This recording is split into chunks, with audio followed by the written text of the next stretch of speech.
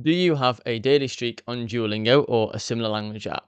Are you motivated to learn on Duolingo, but you just can't get fluent or you can't get past the conversational stage? If that's you, this video is for you because I'm going to teach you how to get fluent if you're on a daily streak on your favorite language app, for example, Duolingo, but you just can't seem to get past that next point. What's blocking you? That is the question. Well, to start with, it requires more than just using a language app to get fluent in a language because you think in a different way when you're playing a game or when you're on your phone compared to when you're interacting with someone in real life.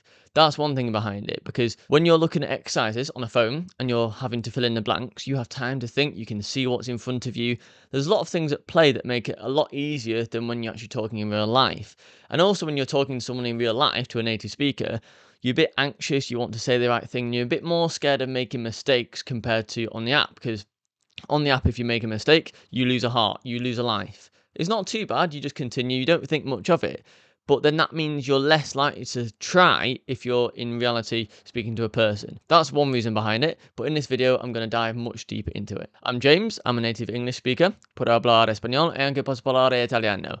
I help people reach a conversational level in a different language. So let's start with the obvious. I mentioned Duolingo because when people think of I want to learn a language, they go straight to Duolingo and start there. And it's perfect. It's really good to get started with language learning. However, there's a lot of banter online and a lot of conversations around, is it actually good? The truth is, it is good. It's good for teaching you the absolute basics of a different language, like hello, how are you, what's your name, where do you live, that sort of thing. It gets you some exposure to what the actual language is like and gets you used to what it feels like as well. However, it is a game essentially because you have a daily streak and that's really good for motivation.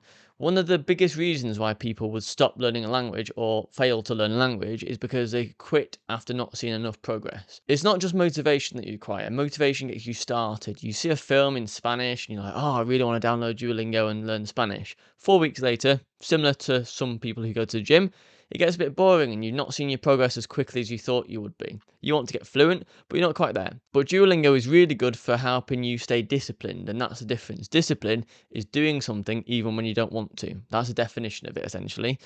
And what it means is if you're, say, lying in bed, it's 11:30 at night, and you forgot to do your daily streak on Duolingo, you might have a 40-day daily streak or even more. If it's more, you want to jump out of bed or get your phone out and do the exercise. Do at least one exercise on Duolingo just to keep that owl from annoying you again, basically. You want to keep that owl silent because that owl keeps coming back and saying, look, James, you're nearly going to lose your daily streak. You need to keep it up now.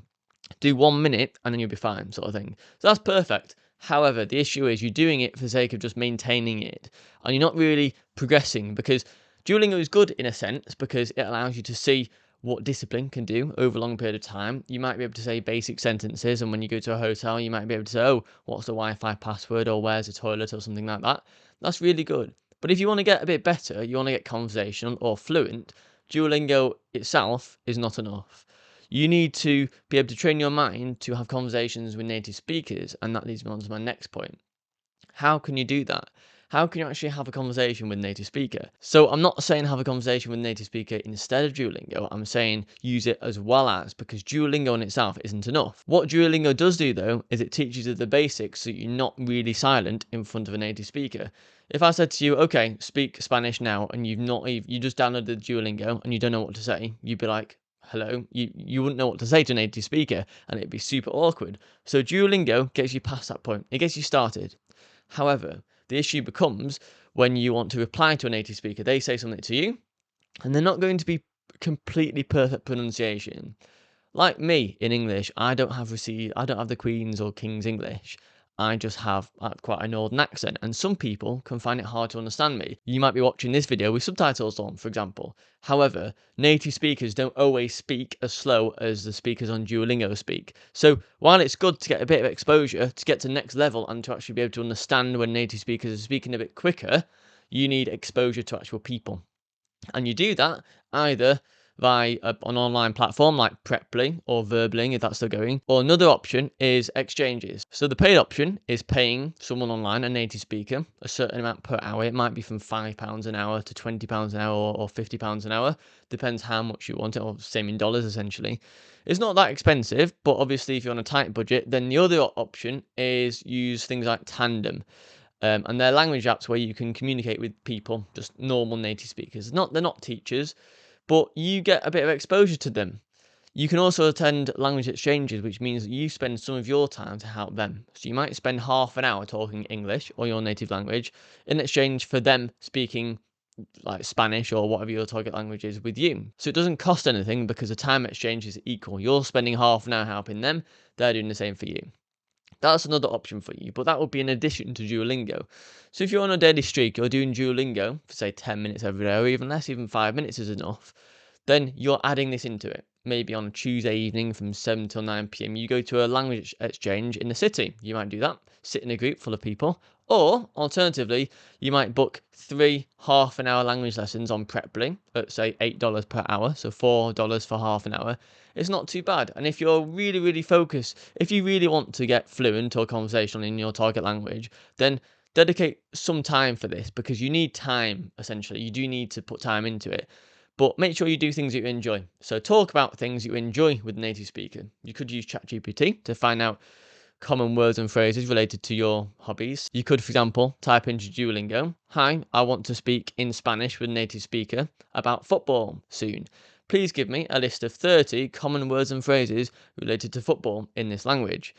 And then you can see it, and then you can be like, okay, cool, memorize that before you have a conversation. Just understand the gist of it, and then have it on your phone when you're speaking with a native speaker, and you'll have it and you'll be able to say those words. They might not be in the right order, they might not be grammatically correct, but it's a start. And the more you say them, the more you'll be used to saying that word, and you won't need your phone anymore. That's the idea, so you get better. On that note, I've created a free email course on how to learn a language despite having a busy lifestyle. It contains a range of tips and tricks and works for any language, suitable for all levels, and it helps you achieve your language goals in less time if you're really busy. There's a link in the description below to check it out.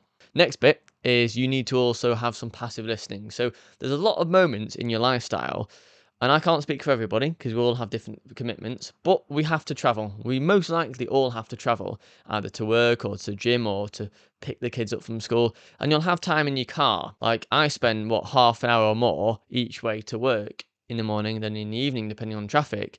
And that is time that I'm sat there driving. I could be listening to music or the radio. Quite a lot of us listen to the radio. What you could do instead, you might not like it, you might like this, but basically substitute that for listening to a podcast or YouTube video in your target language. So if you're learning Spanish, I know that Duolingo has a Spanish podcast. It also has, most languages to be fair. So it has a podcast on Spotify as to the conversations, and it teaches you the language basically. Ideally, you want it 100% in your target language. You don't have to understand every word because if you're a basic level, you won't do. It's just about hearing the intonation, how things sound, how the patterns are, and your mind will naturally pick it up because we're programmed to understand new languages in order to be more connected with what's going on around us. It works as a survival mechanism so that if we know what's going on around us, we know if there's anything that could be a danger to us, like any predator or prey coming towards us. So our brain naturally wants to understand everything about a language, whether or not we want it to. It naturally wants to do it because it thinks that if we understand it, we're more likely to survive.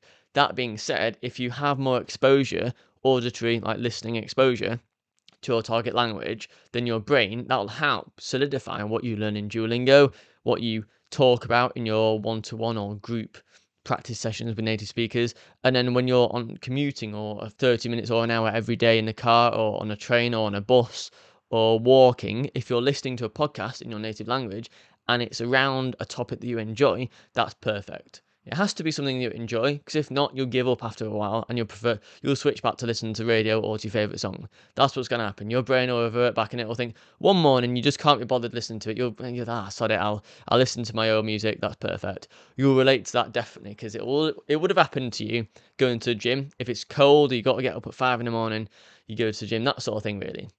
So I'm just being completely honest because you have to be honest with yourself if you want it to be sustainable. You have to enjoy it to some extent, and trust me, it'll pay off because you'll get closer, and the majority of the progress is seen later on.